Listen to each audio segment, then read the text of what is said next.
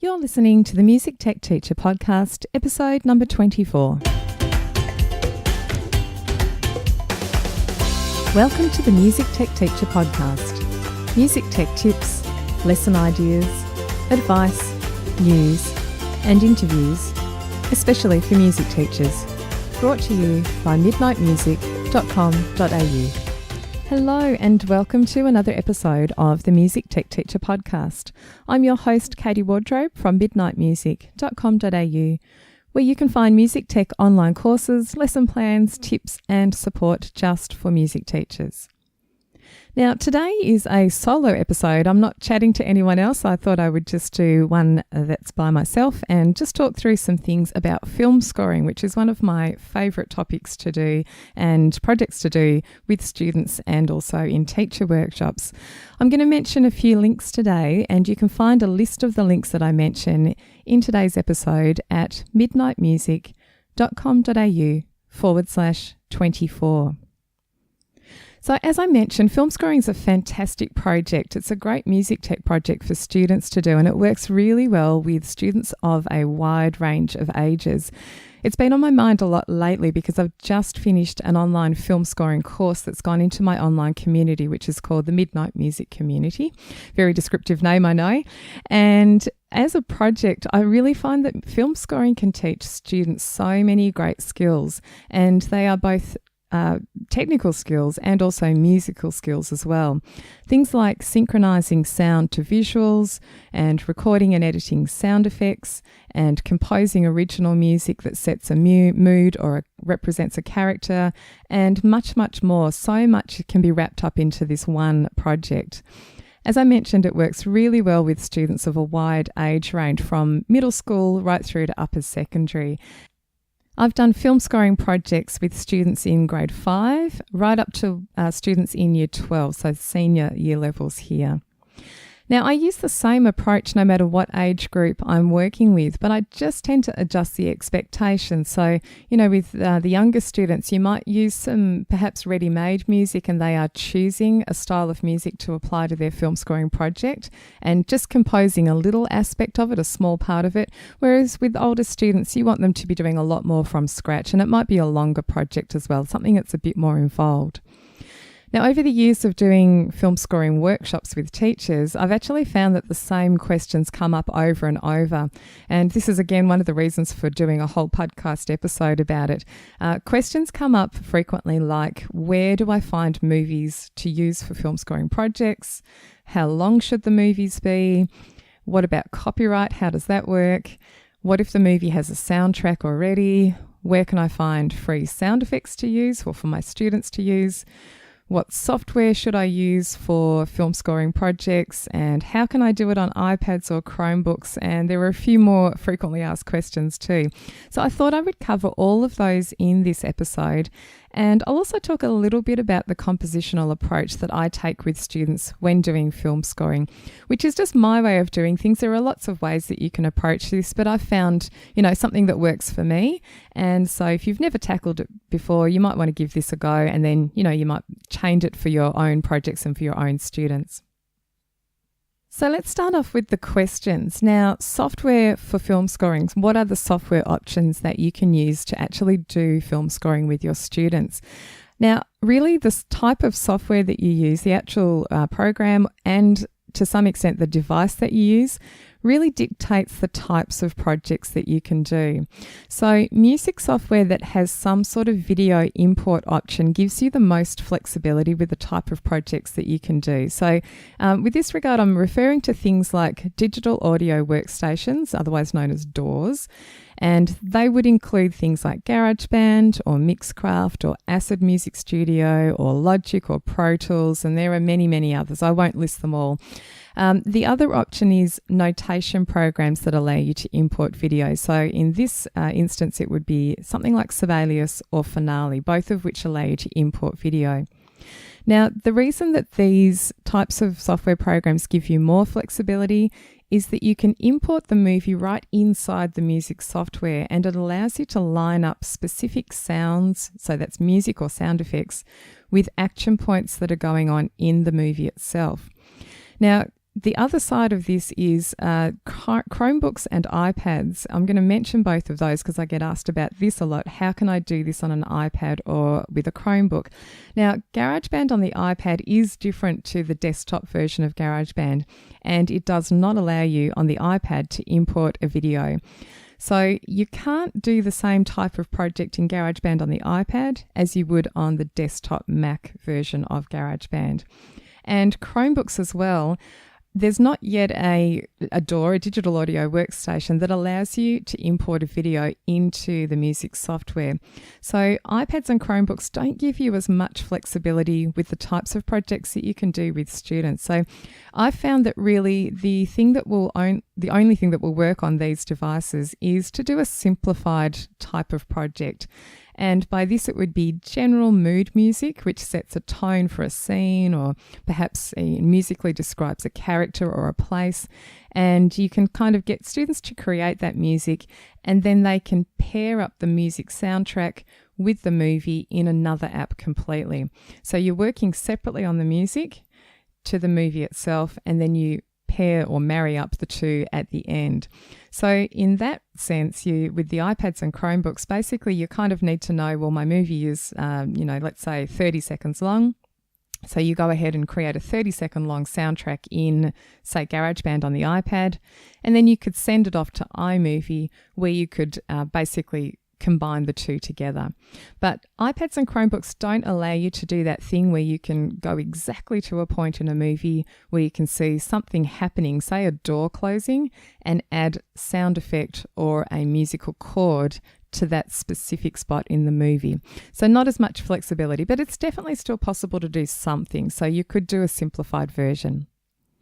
Now, when it comes to movies that you're going to use, and I'll talk about where to find movies and what to do if they've got a soundtrack and so on, but just with regard to the software that you're using, you basically need to have the video already edited and as you want it before importing it into your music software, whether that's notation software or the digital audio workstation. Most of those software programs don't really allow you to edit the video as such once it's in the music software. So you need to kind of have it in the state that you want it in the first place. So for instance, if your movie is too long and you want to shorten it, maybe you want to chop the end off or chop the beginning off, you need to do that first in some other software.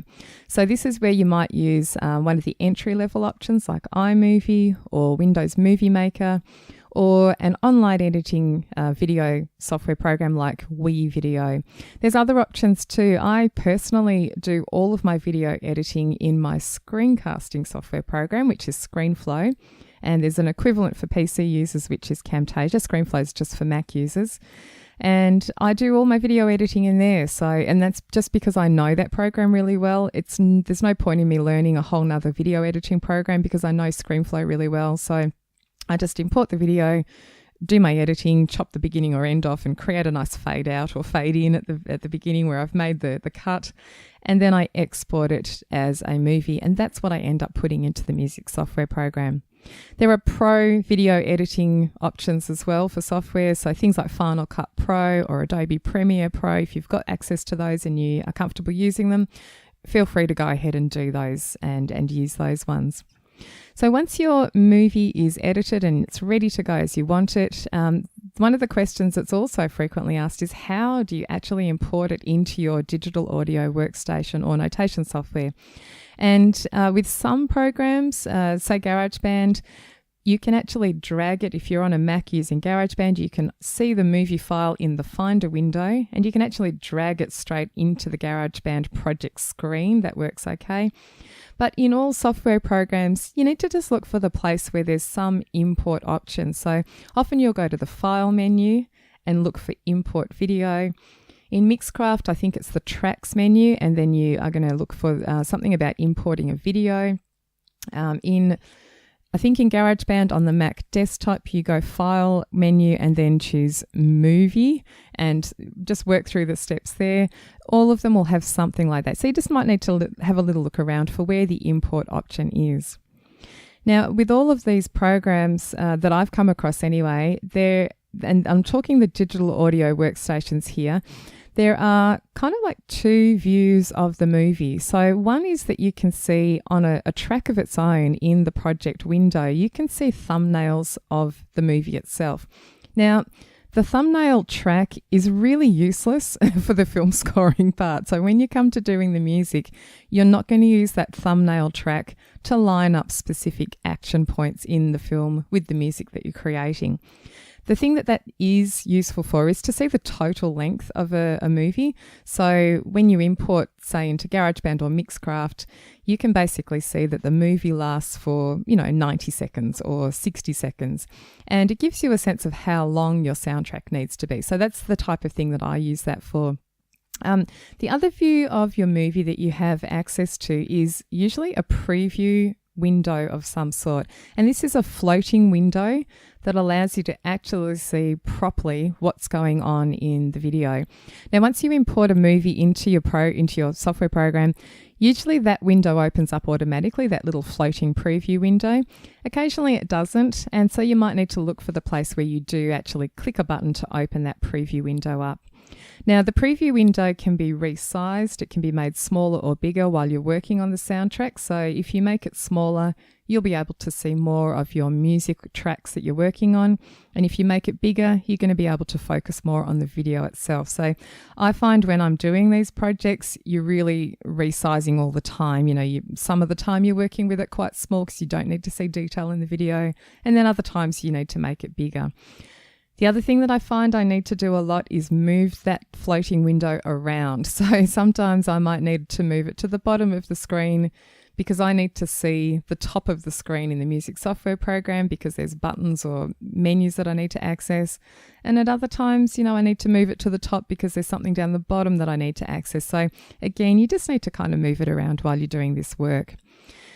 And I'm going to move on to movies, actually where you find movies for film scoring and how short or long should they be and what to do if it's already got a soundtrack. So all of these again are really frequently asked questions that have come up in workshops that I've run over the years. Now, in terms of finding movies and copyright issues, I really try very hard to find movies that are either copyright free, so they might be in the public domain, or that they're Creative Commons licensed, which means that the copyright owner has given me permission to use that video. If it's a Creative Commons licensed video that you've found, you usually need to acknowledge the creator of that video. So that's one of the conditions of the Creative Commons license, is that you need to acknowledge the person. So what you would do is add some credits at the end of the video, and you would just add the listing to that video, what the video name is and the creator's name and where you found it and the type of license that you used it under.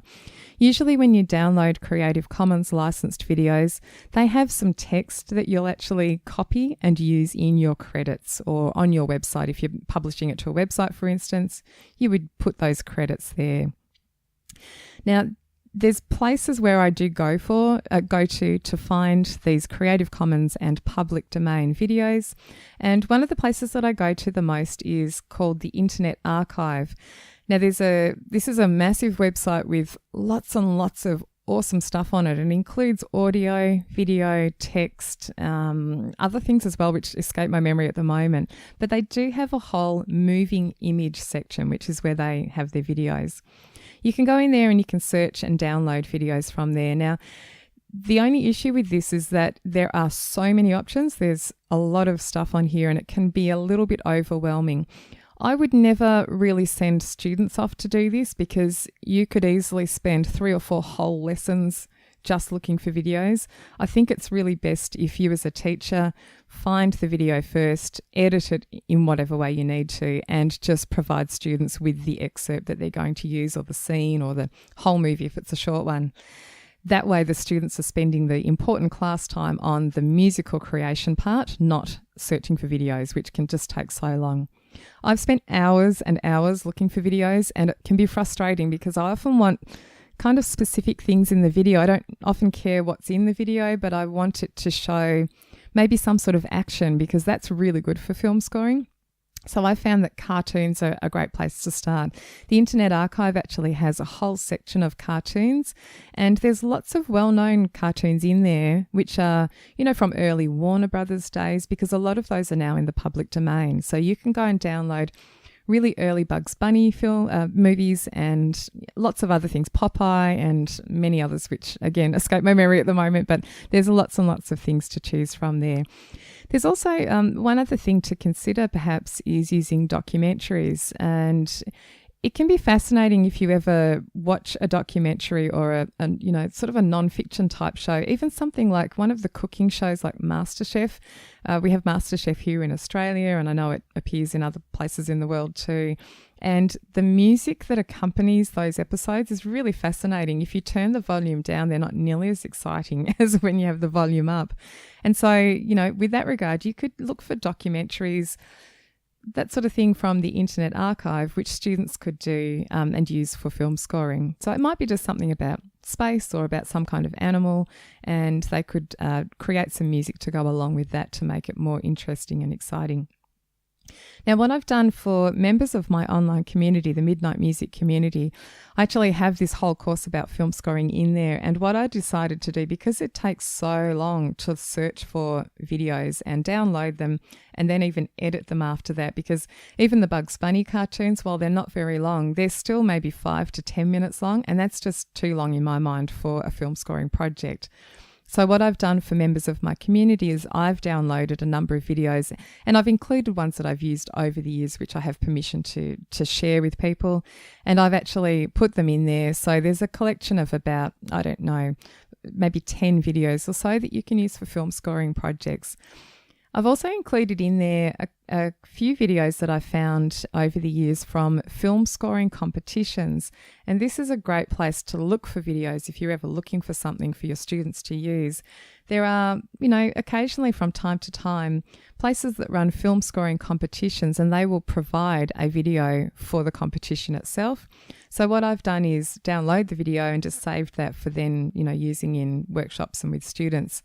That's worked really well, and one of the most popular ones that I've found over time is the BBC have a stop motion animation series called Wallace and Gromit, and lots of you would be familiar with Wallace and Gromit, and they actually ran a film scoring competition some years ago where they provided short excerpts from a few of the Wallace and Gromit videos, and they provided them already edited and without the music. So they took the music out.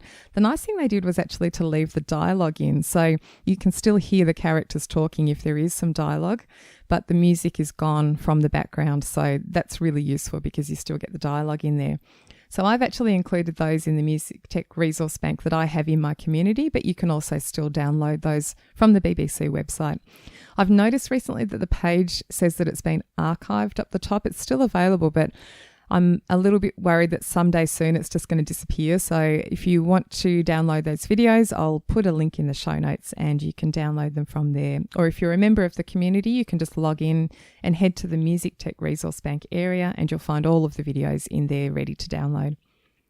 Now, the last option for finding videos is actually not to find one at all. It's actually to make a video. So you or the students, you can actually make your own videos and use them for film scoring projects. And this could be a great cross-curricular activity. So you might want to team up with a teacher of another subject, perhaps a media teacher or someone who's doing sort of the English language classes. That can be a great thing to do as a cross-curricular project. Maybe they make the video in another class, or maybe you can work with a drama teacher even, and then the students can use those and add their own soundtrack to it. This episode of the Music Tech Teacher podcast is brought to you by the Midnight Music community. The Midnight Music community is an online space for music teachers who'd like help using technology in their music lessons. There are online courses, video tutorials, lesson plans, music tech news, and professional development certificates are provided for any training that you undertake. I'm inside the community every day, personally answering members' questions and sharing tips and ideas. The best thing is that you get to connect with hundreds of other music teachers just like you and share your own experiences and occasional music tech frustrations. For more information, And a special joining price just for the listeners of this podcast. Visit midnightmusic.com.au/podcast offer. That's midnightmusic.com.au/podcast offer. Now, the question of how long should the movie be, the answer to that one is short, really, really short, shorter than you think. So the first project that I do in my film scoring course, and this is the one that I've used for years and years and years now of running these workshops, the movie itself is, I think it's something like 12 or 14 seconds long. And basically in a workshop, I spend an hour at least on just this first video. And we talk through all of the tech aspects of using the video and how to import it and all that sort of stuff. And then we put really simple soundtrack to it and some sound effects. And so I've done this with students, and it takes a whole lesson. So a 40-minute lesson, this very short film. And it sounds like it's really, really short, but believe me, you can easily spend a whole lesson on just this 14-second long video.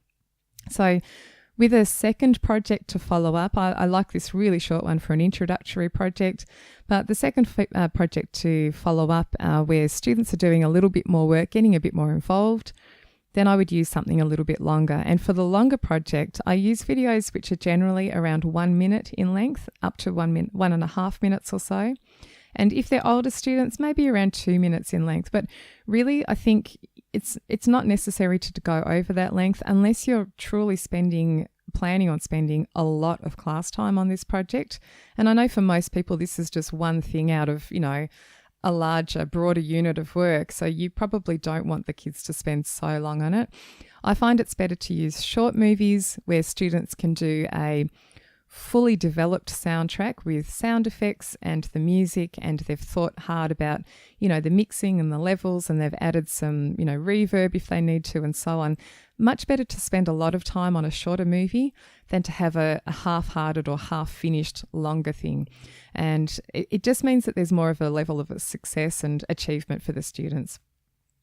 Now, the question about what if a movie already has a soundtrack, and to be honest, most of the movies that you will download to use, they already do have a soundtrack to them. It's not a problem though. So with the digital audio workstation software, once you import the video into that software, basically you'll see two tracks. So one will be the video track, and that's the thumbnail track that I mentioned earlier. And directly underneath that usually is the audio track, and that is a separate track altogether. So at that point, you or the students have the option of deleting that track if you don't want it there at all, or you can even just mute it. If you maybe want to use some parts of it at some point in your project, students could just mute that audio track while they're working on their own soundtrack.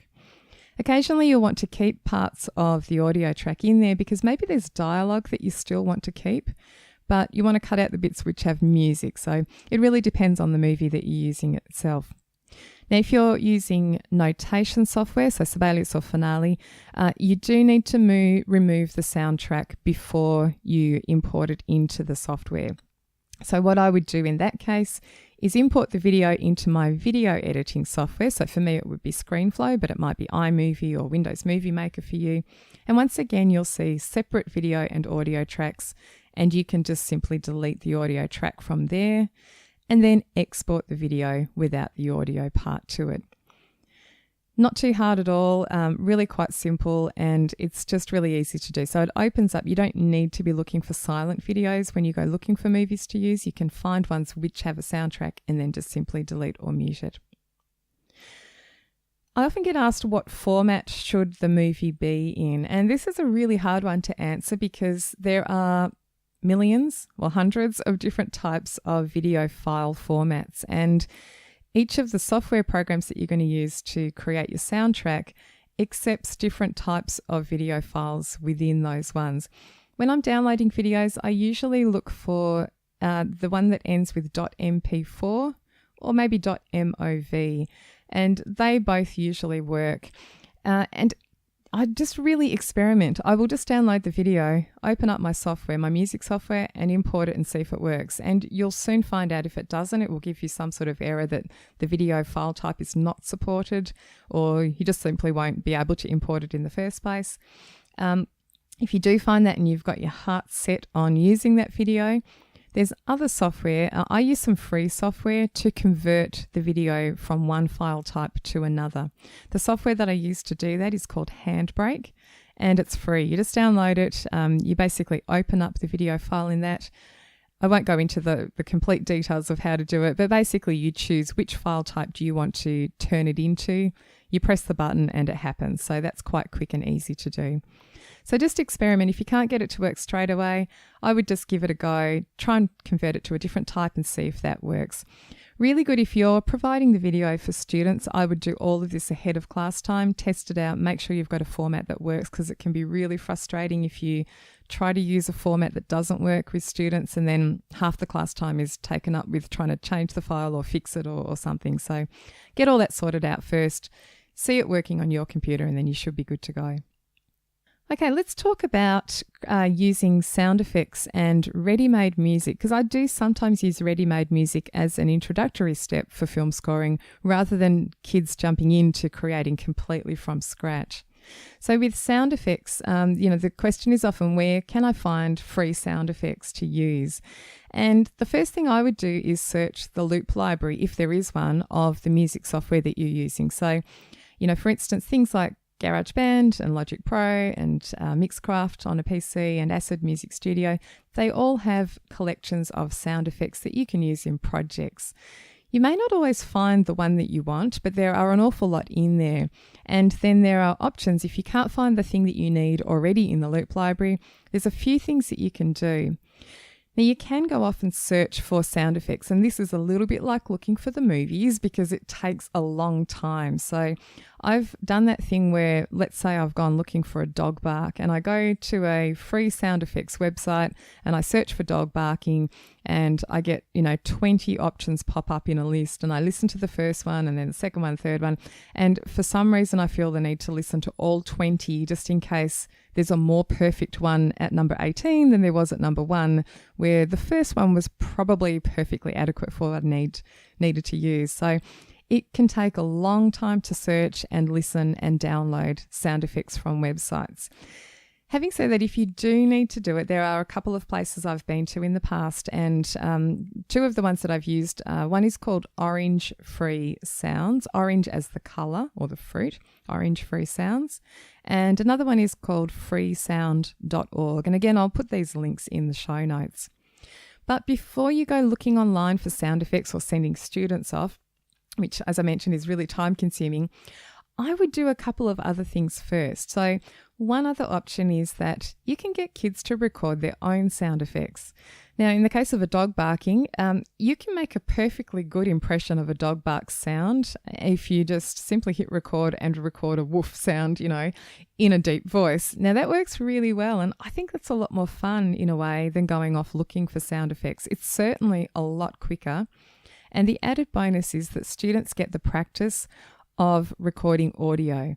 So they get the practice of making sure they've got headphones on, setting up a microphone if they've got one, making sure the environment's quiet enough for recording. All of these things are great skills for them to learn. So I would do that as a first option rather than going to search for something. Now, the other thing that you can do is, and sometimes I forget also for myself, I forget that this is a great option, is that you can adjust the ones that you already have. Now, what I've done in the past, for instance, is in one project, I needed the sound of a little animal kind of screeching or squealing or something like an eek kind of sound. I didn't have one. So what I did was find this man screaming sound, like it's a man, it's a deep male voice doing this kind of blood-curdling scream. And what I did was I just transposed that sound effect up 2 or 3 octaves. And I think I also shortened it a bit as well because, it was a little bit too long for this animal to match up with this animal sound. So adjusting what you have is an excellent way of teaching students to think outside the square a little bit. So for instance, a door closing, doors sound different depending on what they're made of and what type of room you're closing the door in.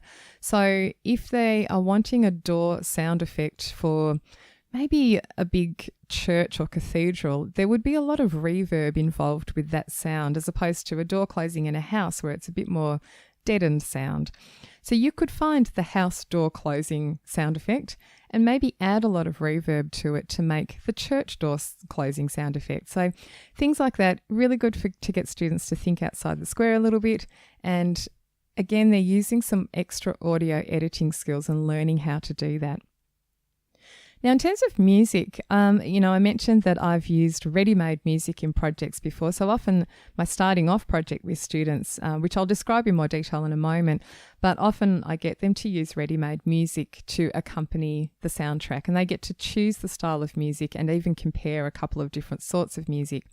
So sometimes it's good to use ready-made music in these early projects. And of course, you can again use the loop library if you've got one where there's lots and lots of loops available for students to access. Other places that I've gone to find free music to use, there's a great website called Incompetech. It's INCOMPETECH, Incompetech. And there's a great composer, Kevin MacLeod, who has a lot of music that he makes available under Creative Commons license for other people to use. The great thing about his website is that he has the database of all of his music, and there is a lot of music on there. It's sorted into styles and genres, or moods and genres.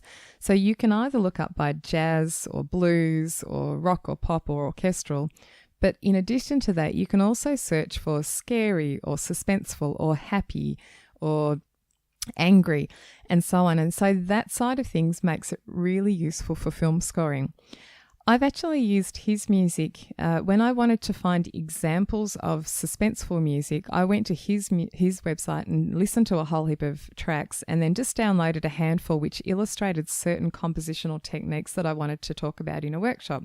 And I've now used those same examples over many years, and that's been really, really useful. Another website that I've used in the past is called CC Mixter. CC stands for Creative Commons, and it's Mixter, MIXTER. And again, I'll put the link in the show notes for that one. That one I find a little bit harder to search for music. There's a lot of stuff on there as well, but also can be a useful place to go to. So that's my frequently asked questions section done. I'll just talk really briefly through the types of projects and how I've approached it over the years, and I've found this works really well. There are many, many ways to approach film scoring. And when I put the course together for my online community, I've got lots of suggestions for things that you should do even before you head into the music software and doing the composition part. There's so many awesome things you can do with listening. So I've added in there some listening worksheets that are kind of generic that you can use for any movie scene. So you can look things up on YouTube and then download a worksheet for students to fill out where they're thinking about how has the composer created the mood? What is the mood that they're trying to convey in this scene? And there are some great YouTube videos which compare a few different types of music with the same scene, which is a great activity to do. So again, there's a worksheet in there which will allow you to compare, or students to compare, two different types of music to go with the same scene from a video, from a movie. So that's a great place to start. There are lots of examples of, things you can listen to with students. John Williams is a great place to start, which, we'll go on. It's not necessary for me to say that he's a fantastic, prolific composer. I think at last count he's composed something like more than 200 movie soundtracks, which is it's very difficult to actually imagine that. And so he has a lot of examples, and there's some fantastic interviews with him on YouTube and all sorts of things about the techniques and things that he uses. Now, after introductory activities, I do a simple project to start with, and I mentioned earlier it's this 12-second video or so, which involves a car driving from left to right across the screen and a dog. It drives past a dog at some point, and that's it. That's all that happens in it. So I use this really simple project, and I've got the movie inside the community. If you're a member, you can go and download it and use it with your students if you'd like to. But this really short video works very well. So I tend to start with sound effects. So start by identifying sound effects opportunities with students and get them to match the sound effects with certain action points in the video, whether that's a general ambient sound, like the car driving sound, or a specific action point, like when you see the dog, it lifts its head, and so you can add a dog bark to that sound, and it looks really cool. So we start off with sound effects, and I love starting with sound effects because it's a simple way to get started with just working out the tech skills of using video inside a music editing software program. It gives students the chance to learn how to play back their projects and, what sorts of things they need to do, like zoom in so that they can see more detail in the movie and apply sound effects to a specific spot rather than not being able to place it exactly where they want to.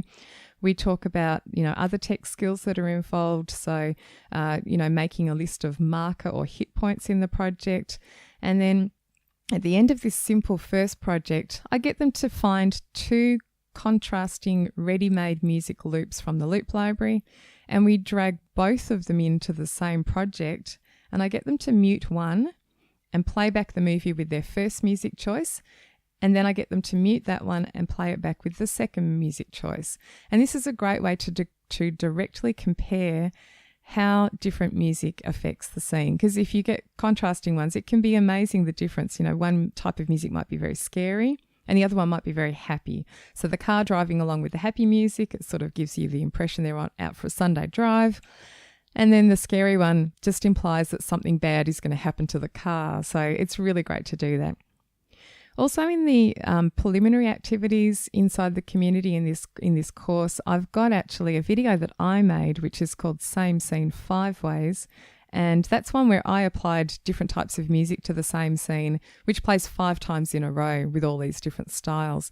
And there's a worksheet in there that you can use with students where they can fill out, how does the music make them feel for each of the types of music, and what are the compositional techniques that the composer has used. And for young students, that response might be very simple. It might be they've used short notes or long notes or loud music or soft music. And for older students, you would expect them to answer with more musical terms, like there's use of staccato or legato, or there's, dynamics which include fortissimo and piano, and so on.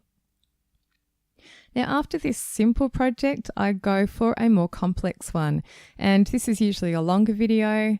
I've used in the past an excerpt from a 10-minute video called Big Buck Bunny.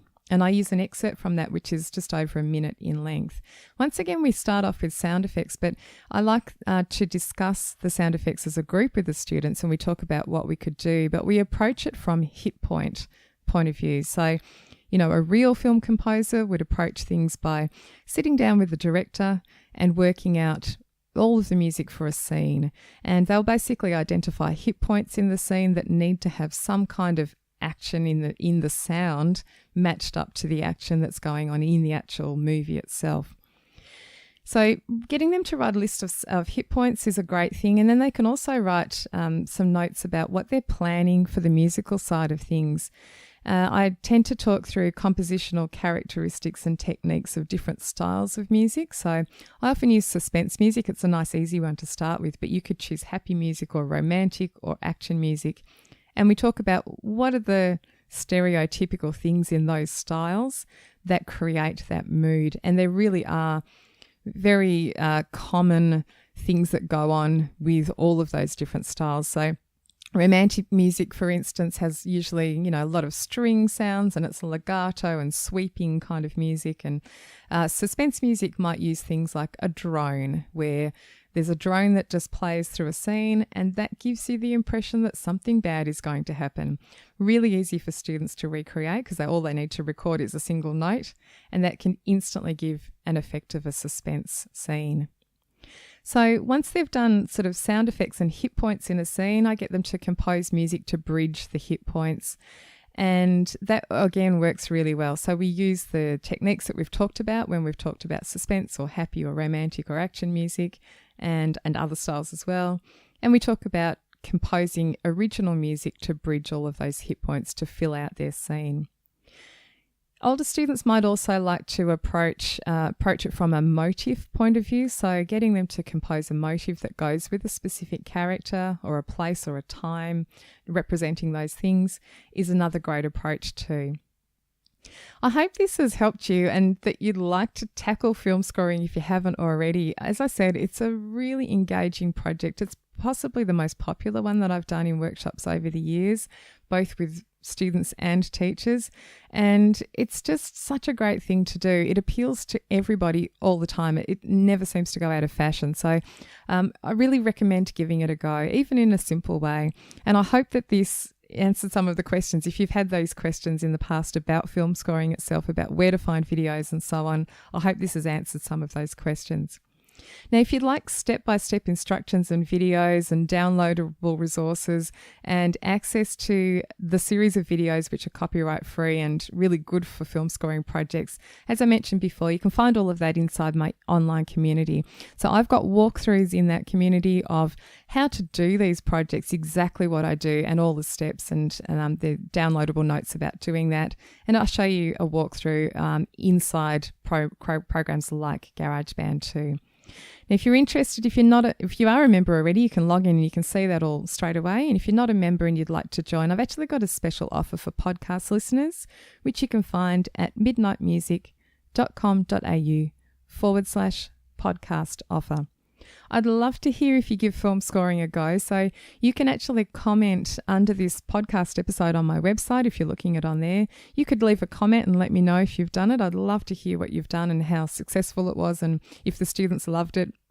And just share those with me. Even if you've got examples of student work that you can share, which maybe live on YouTube and so on, I'd love to see those. It's very hard to find student examples sometimes, so I'd love to hear from any of you that have done film scoring in the past with your students. The Music Tech Teacher podcast is hosted by me, Katie Wardrobe. You can find more information and links from today's episode at midnightmusic.com.au/24. Thanks for listening, and I'll see you next time.